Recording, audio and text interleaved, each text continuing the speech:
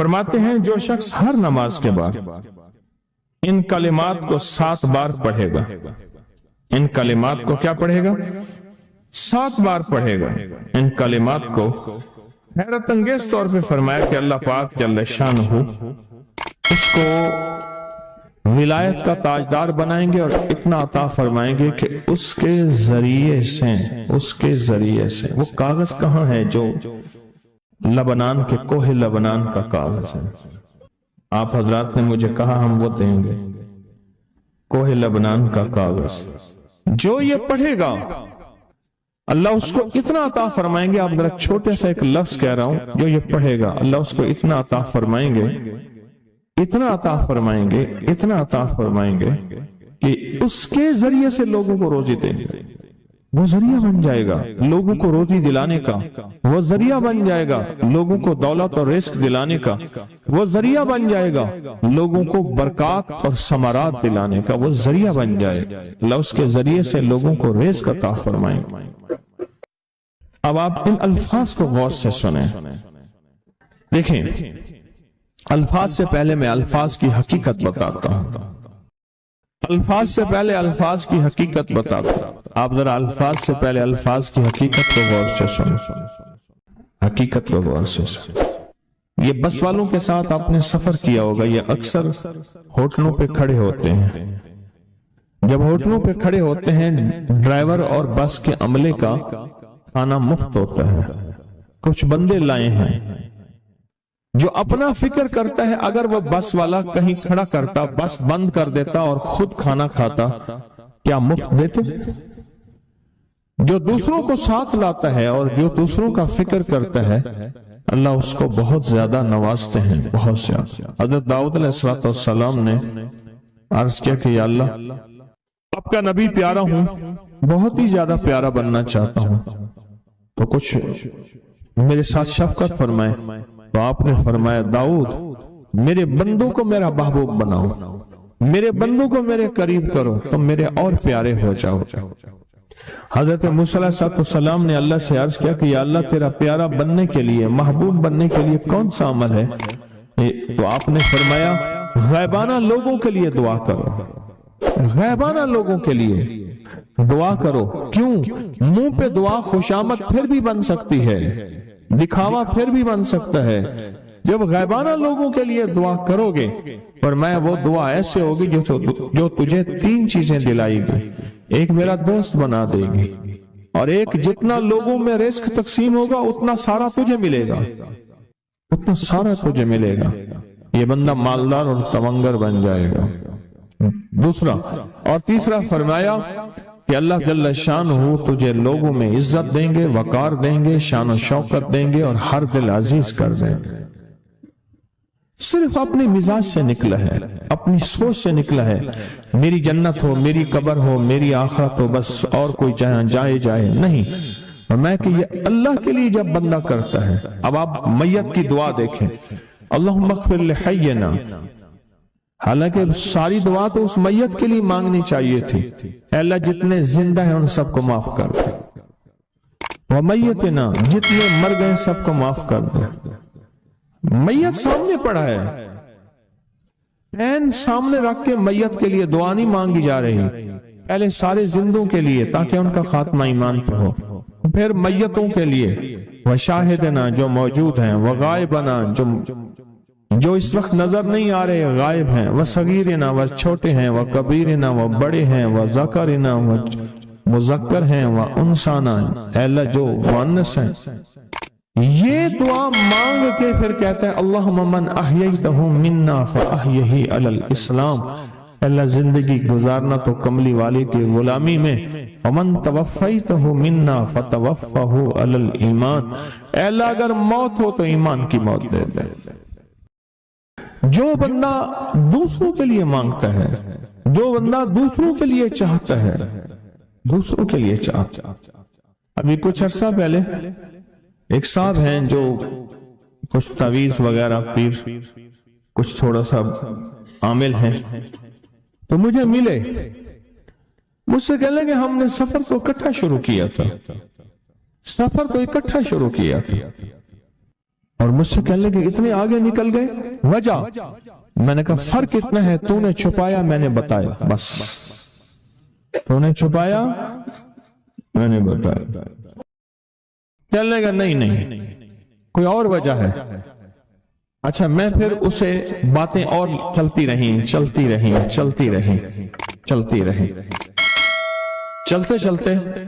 میں نے اس سے میں نے کہا کہ سورۃ والضحیٰ کا عمل ہے تیرے پاس اور تو پڑھتا ہے کام ہو جاتا ہے۔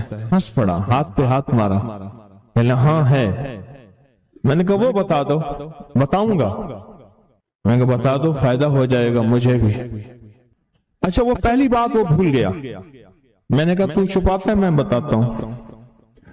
باتیں ہوتی رہیں لمبی باتوں کے بعد میں نے کہا سورۃ والضحیٰ کا عمل بتا، نہیں بتایا۔ میں نے کہا تجھ میں اور مجھ میں فرق یہی ہے، میں سورۃ یہی والضحیٰ کا عمل، میں نے کہا یہی ہے جس کے کاف میں 9 بار یا کری۔ میں کہا پتا تو مجھ سے کیوں پوچھتا ہے؟ میں نے کہا تجھے یہ بتانا چاہتا تھا تو چھپاتا ہے میں بتاتا۔ تو مدد اس کے مطابق آتی ہے۔ اللہ کو اپنی مخلوق اپنے بندے پسند ہیں، جو اپنے بندوں کو اللہ کی بندوں کے راحت کو سوچتا ہے، جو اللہ کے بندوں کی اندر کے درد اور مشکلات اور مسائل کو سوچتا ہے، اللہ پہلے اس کا بھلا کر دیتا ہے۔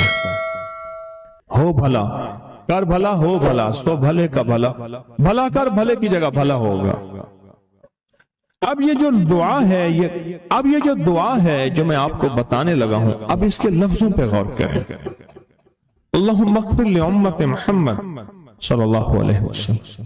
اے اللہ، حالانکہ آپ نے لیے پڑھ رہا ہے، اے اللہ ساری امت محمدی کو معاف کر۔ اللہم ارحم امت محمد، اے اللہ امت محمدیہ میں جتنے بھی ہیں سب پہ رحم فرما، رحمت فرما، مغفرت فرما۔ اللہم اصلح امت محمد، اے اللہ امت محمدیہ کی جتنے بھی مشکلات مسائل ہیں ان کی اصلاح کر دے، پریشانیاں دور کر دے۔ اللہم استر، اے اللہ ان کے پردے رکھ دے، امت محمدیہ کے پردے رکھ دے، امت محمدیہ کے پردے رکھ دے۔ اے اللہ کسی کے پردے نہ ہٹا، اے اللہ سب کی مغفرت فرما، اے اللہ پردے رکھ دے، پردے رکھ دے سب۔ اور اللہم اجبر، کیا فرمایا؟ اے اللہ ٹوٹے دلوں کو جوڑ دے، جتنے دل ٹوٹے ہوئے ہیں اور دل آپس میں ٹوٹے ہوئے ہیں، آپس میں دل ختم ہو چکے ہیں، گھر ٹوٹنے والے ہیں، طلاقوں تک نوبت پہنچی ہے، یا دل ایسا ٹوٹا ہے کہ مانگ مانگ کے تھک گیا ہے۔ اے اللہ جتنے بھی ٹوٹے دل ہیں ان سب دلوں کو تو جوڑ دے، سب لوگوں کو۔ اللہم فرج، اے اللہ لوگوں کے لیے کشادگیاں کر دے، رزق کی کشادگی، صحت کی کشادگی، برکت کی کشادگی، رشتوں کے لیے کشادگی، کاروبار کے لیے کشادگی، زندگی کے سفر کے لیے کشادگی۔ اے اللہ لوگوں کے لیے کشادگی اور رحم کا معاملہ کر۔ اب آپ سوچیں اس ساری دعا میں ایک دفعہ بھی اپنے لیے مانگا؟ ایک درویش کے پاس ایک بندہ گیا، حضرت ولایت کا کوئی شارٹ کٹ بتائیں، بالکل آسان راستہ۔ اور میں جب کوئی غیر مسلم بغیر کلمے کے مر جائے، کسی کونے میں منہ دے کے رو لینا، اللہ تجھے ولایت دے دے گا۔ احساس، درد، غم، اللہ کو یہ پسند ہے، اور اللہ کے ہاں اس کی قیمت ہے، اور اللہ کی بارگاہ میں اس کی قیمت ہے۔ اس پورے کے پورے وظیفے میں، اس پورے کے پورے وظیفے میں آپ یہ دیکھ لیں ایک دفعہ بھی اپنے لیے نہیں مانگا گیا۔ اللہم اغفر لامت محمد، اللہم ارحم امت محمد، اللہم اصلح امت محمد، اللہم استر امت محمد، اللہم اجبر، اللہم فرج، اللہم انصر۔ اے اللہ سب کی مدد فرما۔ اللہم اغفر لی، اے اللہ سب کو معاف کر دے۔ ایک چیز بھی اپنے لیے ہی نہیں مانگی۔ ایک ہے کہ مجھے دے دے، ایک ہے اس کو بھی دے دے، اس کو بھی دے دے، مجھے نہ دے، اس کو بھی دے دے، مجھے نہ دے۔ جو دوسروں کا فکر کرتا ہے، امت کے یہودی، عیسائی، ہندو، سکھ، نہ ماننے والے اور ماننے والے مسلمان، ان سب کا جو فکر کرتا ہے اللہ اسے سب سے زیادہ بھی دیتا ہے، اللہ اسے جھکتا بھی دیتا ہے۔ یہ جو عمل ہے نا، یہ عمل عجب عمل ہے، عجب عمل ہے۔ یہ کاغذ جتنے پڑے ہیں دیکھیں کتنی تعداد میں ہیں جو مجھے دیے ہیں، یہ عمل ہے۔ امام جلیل یمنی یافعی فرماتے ہیں ہم چند دوست مل کر کوہ لبنان پر گئے تاکہ وہاں کے رہنے والے، سنا ہے کوہ لبنان میں وہاں عابد رہتے ہیں، زاہد رہتے ہیں، ابدال رہتے ہیں، شاید ہماری بھی کسی سے ملاقات ہو جائے۔ کہنے لگے ہم 3 دن تک مسلسل چلتے رہے، ہمیں کوئی ہستی نہ ملی۔ اسی دوران میں میرے پاؤں میں چوٹ لگ گئی اور میں چلنے سے عاجز ہو گیا۔ آخر میں بلند پہاڑی پر آ کر بیٹھ گیا۔ میرے ساتھی یہ کہہ کر کہ تم یہاں پر آرام کرو، ہم اطراف میں گھوم کر آتے ہیں کہ شاید کوئی ابدال مل جائے، کوئی درویش مل جائے، کوئی بزرگ مل جائے، اس کی ہم زیارت کر لیں، دعا کرا لیں۔ وہ دونوں چلے گئے، میں اکیلا بیٹھا رہا، شام تک نہ آئے، حتیٰ کہ رات ہو گئی، وہ نہ آئے۔ اکیلا پہاڑی اور بیابان میں تڑپتا رہا، بھوک، پیاس، دکھ، تکلیف، پاؤں کی تکلیف، پردیسی، مسافر، بیابان، جنگل۔ دوسرے روز میں نے وضو کے لیے پانی تلاش کیا تو پہاڑی کے نیچے پانی کا ایک چشمہ نظر آیا۔ وہاں وضو میں کے لیے کھڑا ہوا تو اثناء نماز کسی تلاوت والے کی آواز سنائی دی۔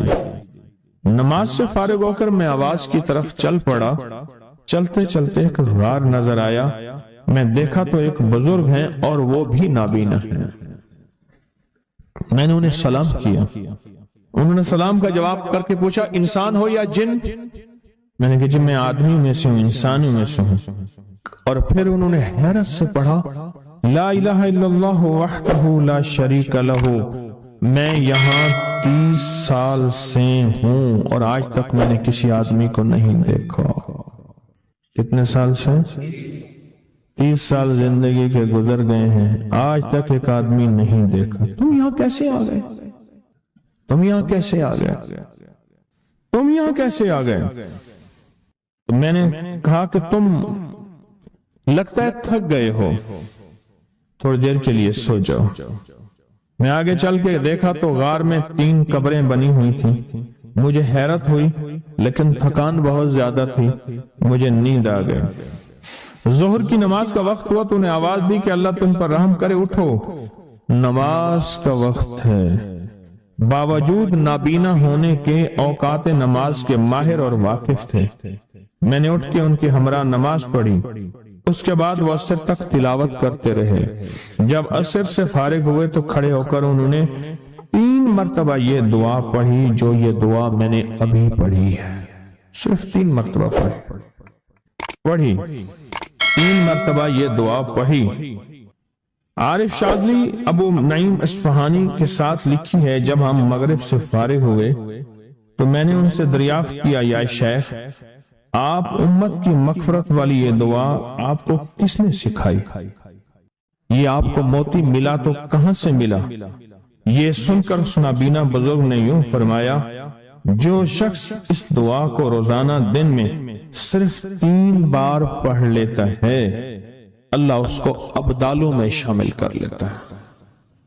اور دنیا میں اس وقت اربوں کی آبادی ہے، کروڑوں کی نہیں، اربوں میں صرف 40 ابدال ہیں، 40 ابدال ہیں پوری دنیا میں۔ اور فرمایا جو شخص اس کو 3 دفعہ صبح شام پڑھ لیتا ہے، 3 دفعہ اس دعا کو روزانہ صرف 3 مرتبہ پڑھ لے اللہ اس کو ابدالوں میں شامل فرما دیتے ہیں۔ پھر میں نے دریافت کیا یا شیخ آپ کو یہ دعا کس نے سکھائی؟ اتنا بتلا دیں۔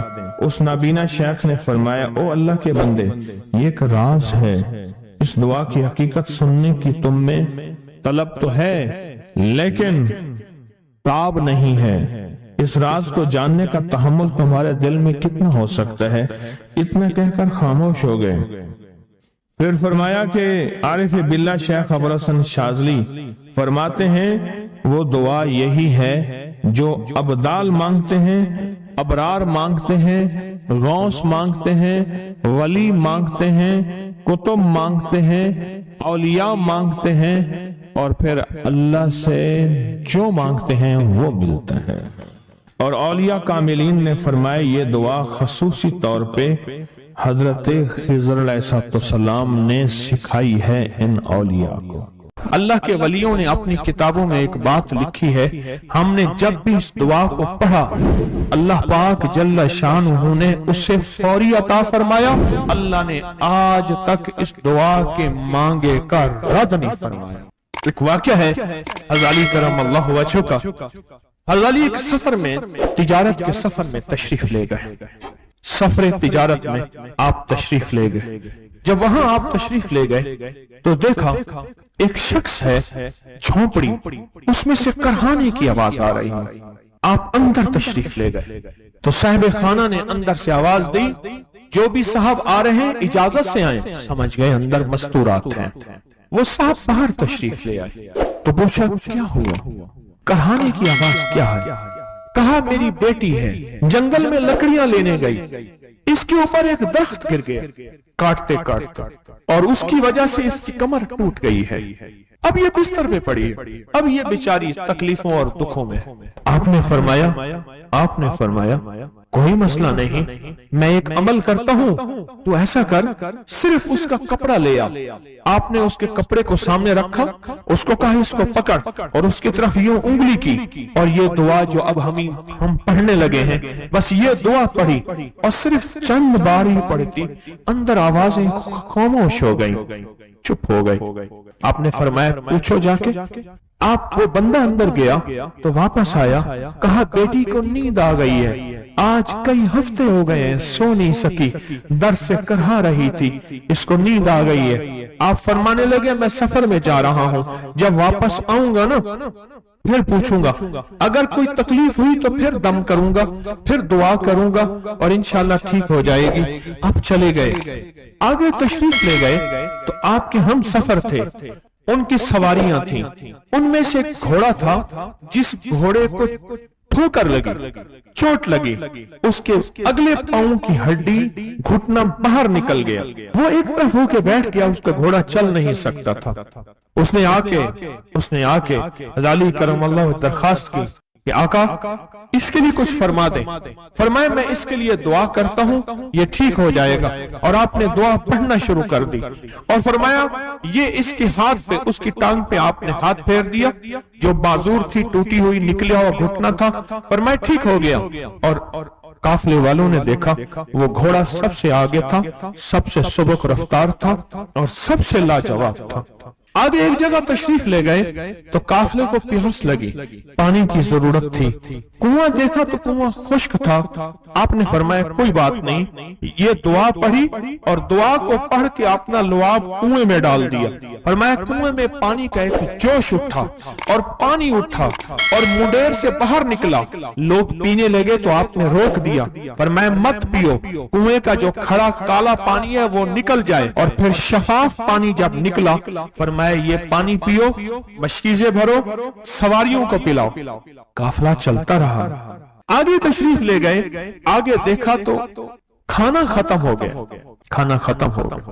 इतना खाना था कि अब खा लें, आइंदा कैसे खाएंगे। तो आपने फरमाया जो खाना है ले आओ।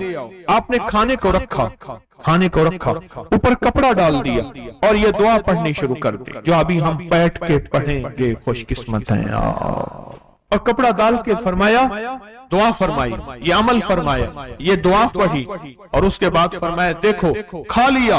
और फरमाया हमारा 17 दिन का सफर था, उस 17 दिन में हमने खाया, लोगों को खिलाया, जहां लोग आते थे उनको बिठाते थे। दस्तरखान हमारा था चंद अफराद का, फिर सैकड़ों लोगों ने खाया। 17 दिन के सफर में थोड़ी सी कमी भी ना हुई। जब घर लौटे तो वही का वही हमारा खजाना, खाना, वही सारा तोशा मौजूद था। आगे तशरीफ ले गए तो एक तिजारत में एक देखा तो एक बंदा है, ठीकरियों पे ठीकरियां मार रहा है। आप उसकी तरफ तशरीफ ले गए, आपने उसको जाके देखा, लगता है कि तू पुराना जुआरी है।